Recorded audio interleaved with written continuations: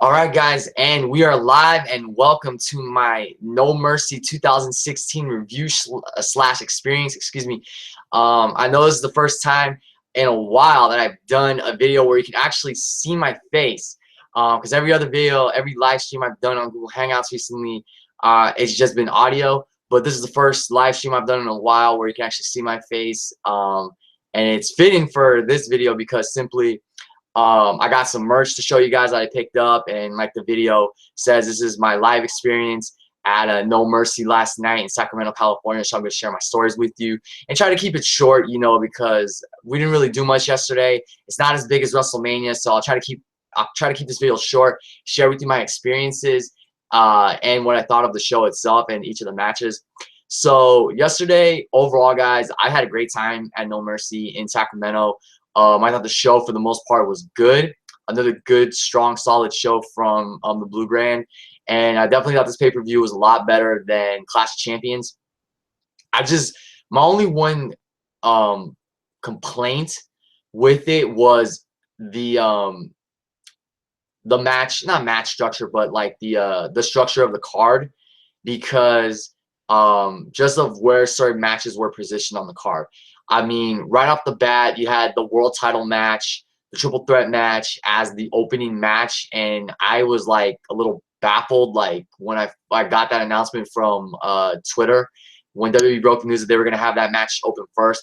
And I guess the reason they did it was because of the presidential debate, because it was gonna start at 6 p.m. Pacific time, 9 p.m. Eastern time. And I guess they didn't want like the fans to miss out on the main event, so they put that first. I was still tripping over it the whole way, but on our way there, I was thinking like, okay, if the main event is gonna be the opener, then there's something big that's gonna have to happen, either the Miz Ziggler match or whatever other match may be the main event. But honestly, at the time, I only thought the one other match that was worthy of being the main event was the Miz versus Dolph Ziggler, you know, in the title versus career match. But you know, other than that, I thought the show was good. Like I said, I thought it was a good, strong, solid show from the Blue brand. And let's get right down to the story and just share with you my experiences going to No Mercy last night. So I went with my usual crew, you know, my middle school buds, Charlie, Kevin, Alvin, same guys I went to SummerSlam and WrestleMania 31 with. And basically, Kevin met me at my house first at 1, and then shortly after that, before 1:30, Alvin got here. And the three of us got in Alvin's car and drove down to Sacramento. Charlie was in Sacramento. He was there for a family gathering, so he stayed there. He spent the weekend there, which was smart. And then he, you know, met us over at the Golden One Center. And yeah, we had a very smooth ride down to Sacramento. It was about a 2.5-hour drive, including pit stop. But you know, the ride itself was very smooth. I think what made it smooth was the fact that I was with with Kevin and Alvin, and we just talked, you know, we caught up and we reminisced about good times. And I feel like if like we all drove separate cars and we met down there, the drive would have seemed a lot longer.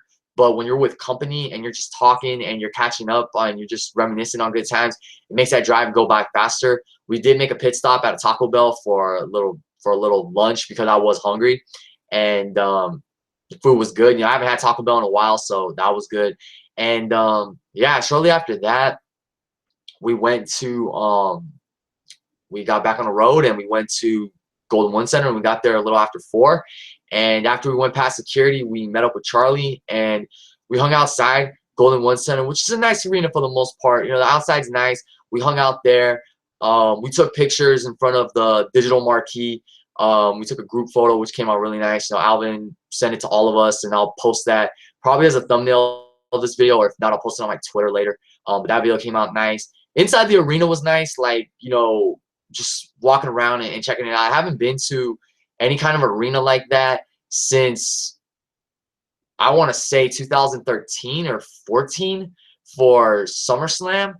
And this was actually the first live WWE event I've been to since WrestleMania 31, so that's crazy, but this was so totally worth the drive. So yeah, we got in after we, you know, got our tickets, and we walked around. We checked out the merch stands, and I did pick up some merch, so I'm gonna just show that to you right now. So I picked up 2 items only. And the funny thing is, these are the same 2 items that Zach Brown picked up when he went to the show yesterday. So Zach, if you're watching this, great minds think alike. So let me just show you guys the merch I picked up. So first off, I have the No Mercy event T-shirt, which on the back says, there you go, I was there. So as you can see, it has, you know, Cena, Ambrose, and AJ. Well, AJ, Ambrose, and Cena. I like this shirt. It's nice because unlike the, well, I don't have the WrestleMania 31 I was there shirt, because basically it's the logo, and then on the back it says I was there. What I like about this shirt is that it has a picture of the main event, or what was supposed to be the main event. It's just nice. It has, you know, it's mainly black with blue, so it's something different, because like a lot of the shirts I have are like black with either white, red, or maybe a touch of blue. So this is something different. I just like how the shirt looks. You know, for 30 bucks, it is an event exclusive shirt. So, you know, it was to me worth picking up. The funny thing is we had to go to like 2 different stands to find this shirt, because the first merch stand we went to, we saw it and we liked it and we weren't going to get it, me and Alvin. But the problem was they only had it in kid sizes. So we then went to another merch stand, which was, I want to say, close or not too far from where Charlie and I had to go, because how we did the thing with tickets was Kevin bought 2 sets of tickets. So a set for him and Alvin, because they wanted to go lower level, which was like $75, $80, and then a set for Charlie and I, which was like $55, because we really didn't want to spend that much money on tickets. And then for some reason, Charlie like changed his mind, and instead of going for $55, he wanted to go for $75. But, you know, I'm not complaining about the seats, because in a little bit I have a story about what happened with our original tickets and how we ended up getting a better seat than compared to what we were going to get. And I'll get to that in a little bit. But yeah, we went to the merch stand. We both bought the No Mercy shirt. There was also a No Mercy shirt, and I was there shirt that had the logo and was in the colors of the Sacramento Kings. And Alvin bought that one, but I didn't buy that one because I'm not really a Sacramento Kings fan. You know, no, not hating, not Sacramento at all, but I just was more interested in the one with Cena, Ambrose, and AJ on it. So we both bought that, and then we also both bought the official program, which these were released shortly after the brand split, and they're really nice. Really nice. Each wrestler has a colored name tag or whatever you want to call it, which represents their respective brand. And just, yeah, a lot of nice images in here. I would love to get this filled up with as many signatures as possible, along with my WrestleMania 31 program from last year. So yeah, so it's like you got John Cena there. He has his own 2-page spread. And then the one thing that like kind of baffled me a little bit was like, okay, so you got SmackDown at the top, Raw on the bottom, and where's AJ Styles? Why is he not with the SmackDown crew? I would think if they were going to put him on there, they would have not put Naomi, and this is nothing against Naomi because I like her, but it's like, why is AJ Styles not on this program? But other than that, it's a real nice program. Lots of nice pictures in here. Like I said, hope to get this filled up with a lot of signatures. So yeah. So the program and the t-shirt only cost me 45 bucks. Because usually the programs cost like 20 or 25, so this one was cheaper. Nice little sale I got on it, whatever. So after the merch stand, we walked around a little bit more, and then we split up and we went to our respective sections for the show. Now here's where it gets interesting. So like I said, Kevin bought Charlie and I upper level seats because we didn't want to spend 80, or I thought we didn't want to spend 80, and then Charlie wanted to go for an $80 seat. So I was like, fine, I'll give you guys $80. If you get me a ticket lower level, I'm fine with that. I'm not going to complain because it's No Mercy. We want to get the best seats possible. We get the $55 seats. I'm not complaining. So we go to our section, and there are a few people. I want to say like maybe 6 people standing on the little stairway where you go up if you're upper level to find your seat. And when we go there, we see that there's like the entire section 221 is closed off. And I'm thinking like, what's going on here? Like, aren't we supposed to be sitting there? Like, that's section 221, right? And I even asked like one of the ushers, who's, I guess you can call them ushers, who were there, and they said, yeah, this is 221. And I'm looking up and I'm like, well, if this is 221, why are those seats like blocked off? Like, I don't get it. So then there's a woman standing right next to me, or sitting right next to me. And she says, oh, are you in 221? And I'm like, yeah. And she said, what you're supposed to do is you have to go find one of the employees, and they're supposed to relocate you to a different section of the arena. And I'm like, really? Because Charlie's with me and he's on section 220 trying to find our seats, and I'm trying to like get his attention as soon as I can, because if they're giving out seats, there's a good chance we could get some really good seats, so we don't want to miss those tickets. So I'm like, Charlie, come here. Like, I'm trying to get his attention as soon as I can. I get his attention. He comes to me and I say, hey, we got to go find somebody like on this floor, because they're supposed to be giving us new seats to reimburse us or something, because like I guess that section's closed off. So we find one of the employees. He's a nice guy. He helps us out. He tells everybody who has a seat in section 220 to wait there, and he's going to bring a supervisor or manager, and that person's going to start handing out tickets. And this thing got crazy because, you know, a lot of people, I guess, had seats in section 221, and it was closed off. And I don't know if it was because they were trying to get a camera up there or something, but it was closed off.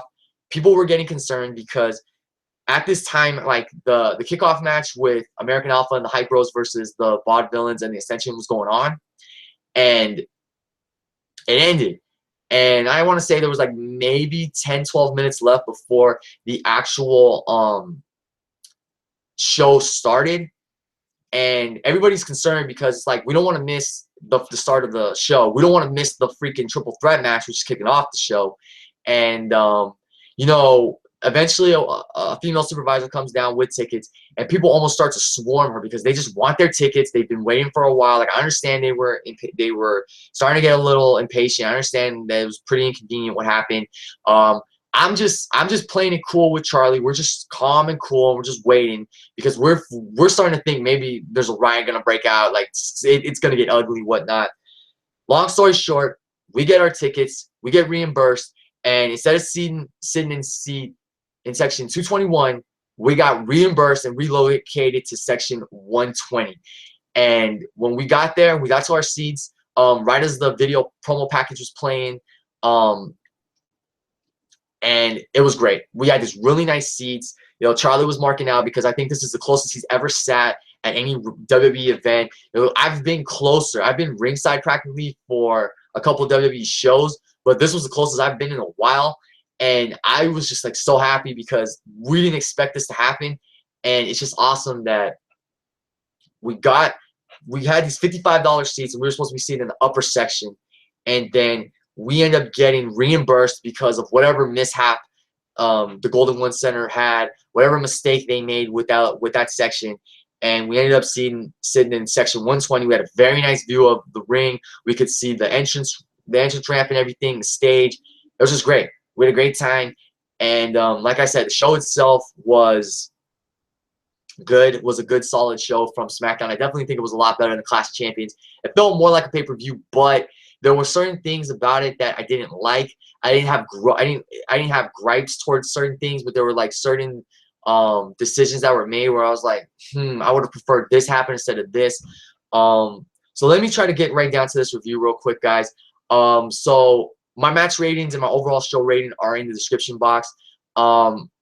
So I didn't watch this kickoff match because, like I said, we were trying to get to our seats and everything. So opening match, of course, was a triple threat match for the WWE World Championship. AJ Styles defending against John Cena and Dean Ambrose. Awesome opener. Crowd was into the match. You know, great action from all three guys. All three gentlemen got a chance to shine. AJ again killed it like the phenomenal, no pun intended, wrestler that he is. John Cena did his thing. Dean Ambrose did his thing. You know, we got spots like Cena hitting AJ with an AA, AJ locking in the calf killer. Yes, I call it calf killer because I don't get why he has to call his calf crusher, but the club can call their finisher the magic killer. I don't get that. You know, AJ hitting a phenomenal forearm on Ambrose, and AJ hitting the 450. I just really loved the pacing of this match. It was great action throughout. You know, and then towards the end came that screwy finish, if you want to call it, where Ambrose had AJ in the calf killer, and then Cena got him in the STF, and AJ tapped out, and the bell rang, and I was like, no, no, don't end it like this, because both guys had him in a submission hold at the same time. You know, like, so who's going to be the champion? So Mike Chioda, you know, called it off and said the match continues because there can only be one winner in a triple threat match.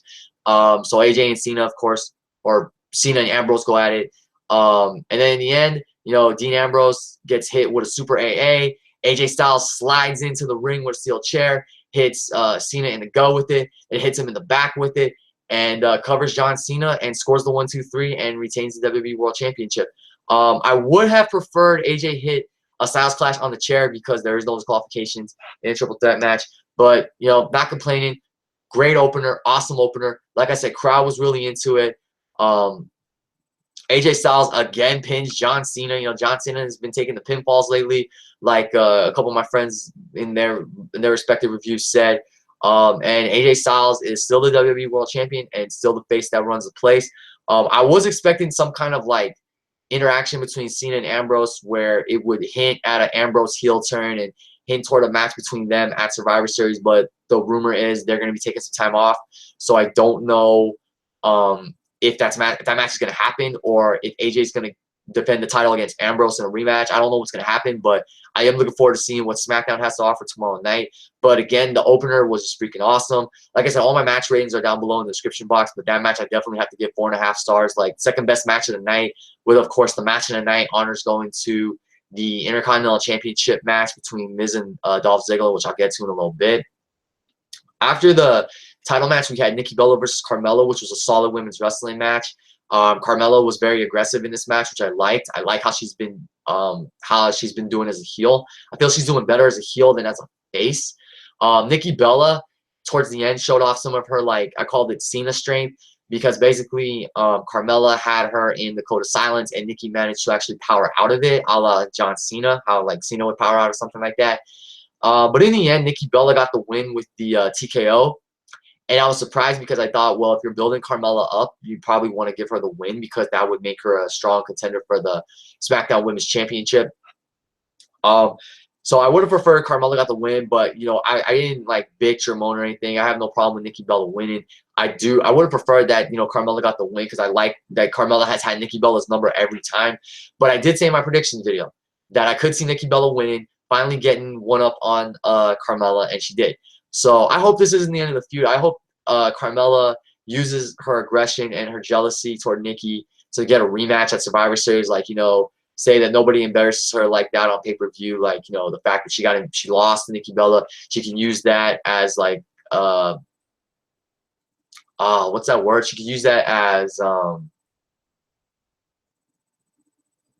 let's just say she can use that as like motivation to go after Nikki again and let Nikki know that, you know, I still don't like you. I still don't respect you. I think you're still fake as hell, and you don't go embarrassing me like that. And you're not getting off scot-free. Like, I think that'd be great to build up to like a rematch at Survivor Series, where Carmella should definitely get the win there.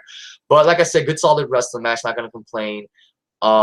Next match was a SmackDown Tag Team Championship match. Beauty and the Man Beast defending against the Usos. Good fun tag match. You know, Heath Slater and Rhino, they're doing really well as a tag team. And again, the Usos are killing it as heels. I love their heel work. They're not going for the high-flying tactics anymore. They're more aggressive. They're more in your face. They'll resort to dirty tactics if they have to. And again, I was surprised with the result because Beauty and the Man Beast retained their SmackDown Tag Team Championships. And I thought this would have been the right time to give the Usos the SmackDown Tag Team Championships. But I don't think this necessarily hurts the Usos losing the way they did because they lost clean. And you would have thought maybe American Alpha would have cost them the match because the Usos were responsible for American Alpha being eliminated from the SmackDown Tag Team Championship tournament last month. So again, I was surprised again with the result. Again, I would have preferred Usos won. I don't think I said that I could in my predictions video that I could see the Usos losing. I honestly thought this would have been the perfect time to give them the championships. But, you know, I think the reason SmackDown's doing this, like having Slater and Rhino hold on to the titles, is that they're very over with the crowd. And I got to give them credit for that. They're listening to the crowd. They're listening to their audience. They see what works. So they're going to give Slater and Rhino another pretty much month run with the championships, which I'm fine with because I like them as a team, you know. But I do want the Usos to win the championships because I feel like if they don't win the championships, and you're building them up as these ruthless heels for nothing, really. And really, the big money program is the Usos versus American Alpha for the SmackDown Tag Team Championships. Now, I could see a triple threat match happening at Survivor Series where Usos, and I said this in my prediction video, where the Usos capitalize on something American Alpha did, and they win the championships, and then you could do like a TLC match or a ladder match at TLC between Usos and American Alpha, or hell, do a triple threat ladder match with all three teams and have the Usos win again. Like have them have American Alpha come that close, but then the Usos like sneak in the back door and win, and then as Royal Rumble, you can do a big time tag team title match. But still good fun match. Heath Slater got some really good offense in once he got the hot tag, including this power slam from the top rope. But in the end, when it looked like the Usos were going to win, when it looked like Jey Uso was going to win with that Tequila Sunrise because they did that headlock into the super kick to the knee, double team, Rhino gored Jimmy on the outside, and then you got the tag, and he gored Jey Uso, and the Beauty and the Man Beast retain tag team championships. So like I said, good fun match. Nice to see Heath Slater get some offense in, especially off that hot tag. And I do hope the Usos win the titles. I hope we get like a triple threat tag team title match at Survivor Series, and then you can do TLC with the Usos winning both those matches and like sneaking in the back door and, you know, just getting one up on American Alpha, and then do at the Royal Rumble Alpha versus the Usos, have Alpha win the titles there. And then hopefully by that time for WrestleMania, you'll build up another strong team, and then you do a big money match. Maybe call up the Revival and do American Alpha versus the Revival at WrestleMania 33, but I know WrestleMania 33 isn't until like April, so let's not like jump ahead. Next match was Baron Corbin versus Jack Swagger, and that was supposed to be on the kickoff show, but because Becky Lynch was pulled from the card due to a health issue, they put that match on the main card. So that was nice to see Baron Corbin on the main card. I thought this was a good, solid match, believe it or not. I know people said this match was boring and that it sucked. I thought it was a good match with a few more hard hitting spots than their SmackDown match. I did like the aggression that I saw from Baron Corbin, because I think he can be built up as a great monster heel with time. You know, in the end, Baron Corbin got the win with End of Days. I think that's a sick finisher, and I'm happy that he got the win, because I feel like he needs the win more than Jack Swagger. Excuse me. Nothing against Jack, but like Jack is just very irrelevant, and I feel like Baron Corbin is the guy that you want to really start building up toward eventual title shots and eventually becoming your top heel on SmackDown, your top monster heel. So happy Baron Corbin got the win. Thought this was a good, solid match, and I liked Baron's heel work in this match, especially how aggressive he got. You know, he was hitting some more aggressive moves and just being a little more aggressive throughout the bout, so I like that, and I hope to see more of it. And I hope we get to finally get that Baron Corbin-Kalisto match that we were supposed to get at SummerSlam, but of course Kalisto was out with injury, so they couldn't do that match. After that match, we had the match of the night, undoubtedly the title versus career match for the Intercontinental Championship, The Miz defending against Dolph Ziggler. Incredible match, incredible storytelling throughout this match. You know, the crowd was heavily behind Ziggler, and, you know, the crowd was just heavily behind Ziggler. You know, I was rooting for The Miz solely because I wanted to see Miz continue his Intercontinental Championship reign. He's been killing it as Intercontinental Champion. He's been killing it as one of the best heels on the main roster, probably the best heel on the main roster. And this match was just great. Like I said, the storytelling, it had me on the edge of my seat because, you know, there were moments where it looked like Ziggler was going to win, and, you know, when Miz would kick out, I'd be like, ooh, thank God, because I wanted the match to continue. I wanted the Miz to win. There are moments where Miz, it looked like he was going to win, and I was like, oh my God, is this the end? Like, is this the final night for Dolph Ziggler in the WWE?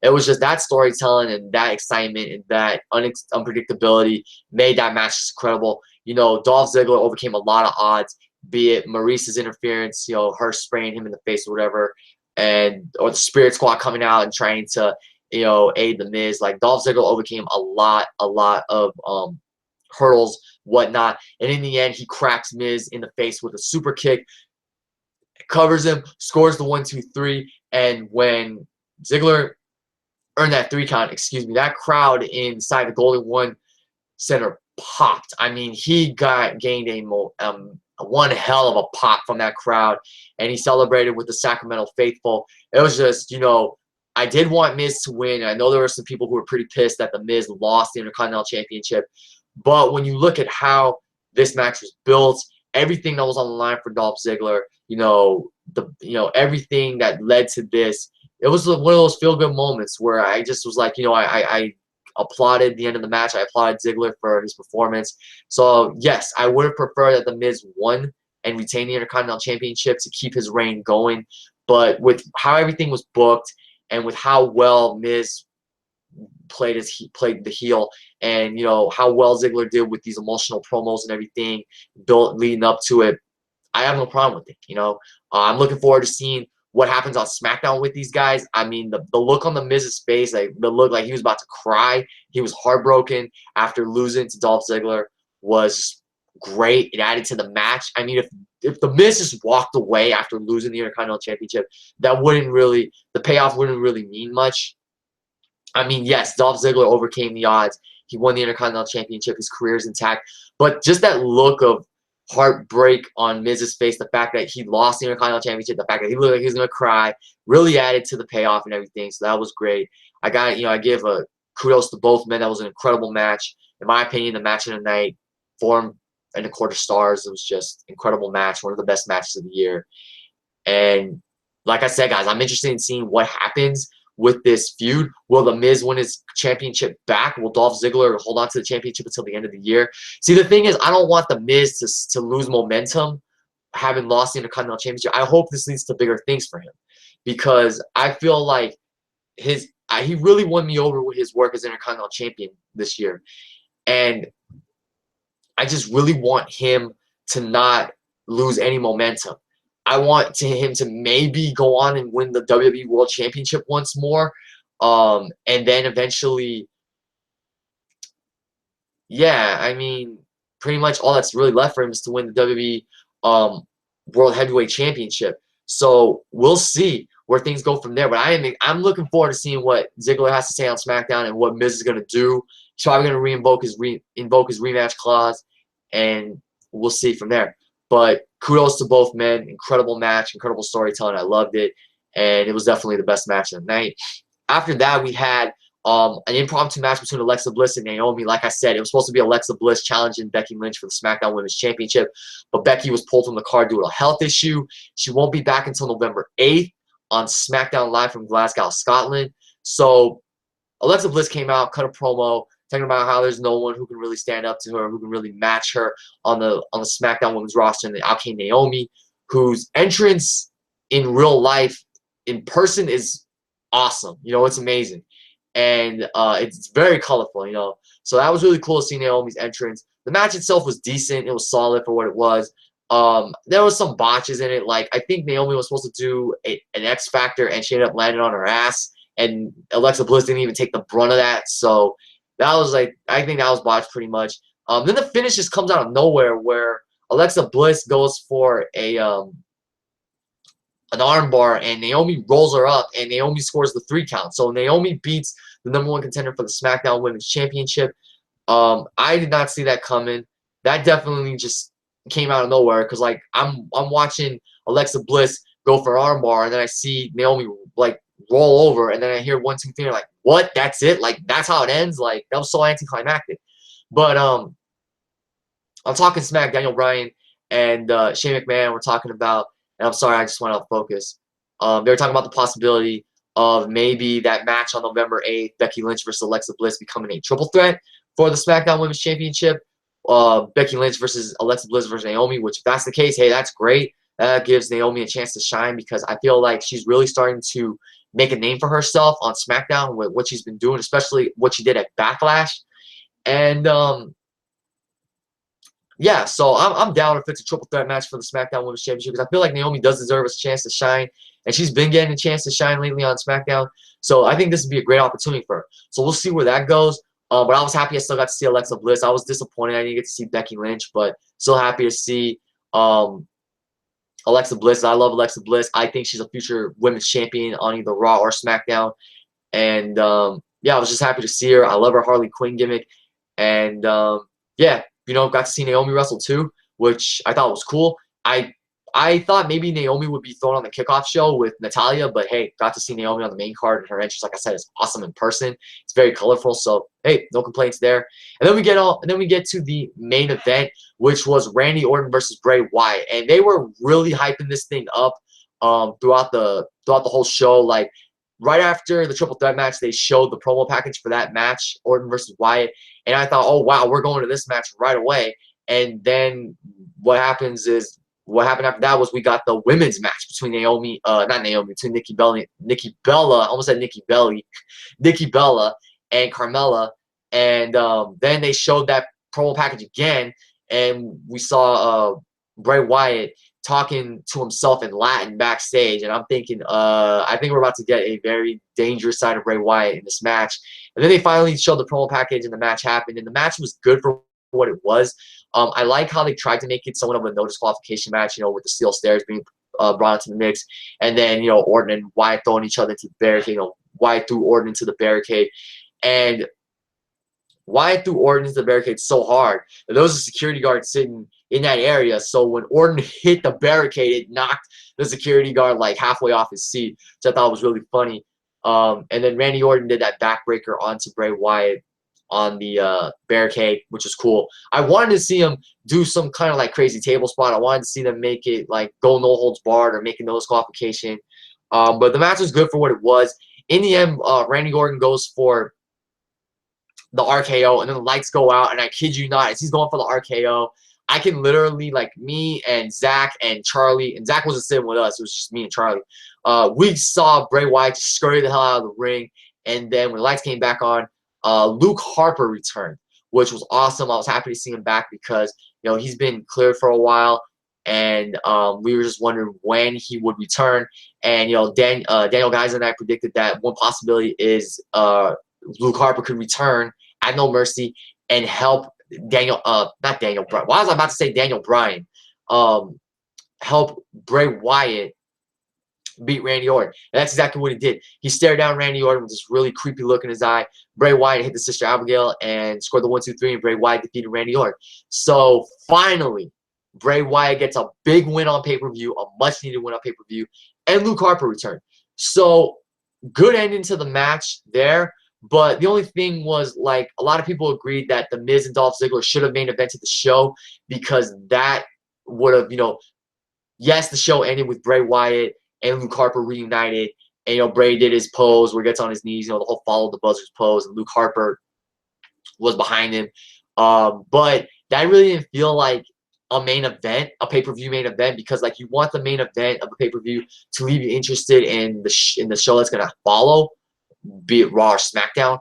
So, yeah, I feel like the Intercontinental Championship match should have been the main event, because ending that show on that note with Ziggler celebrating his Intercontinental Championship win and everything, I think that had the show ended with that, I would have gave it a higher score.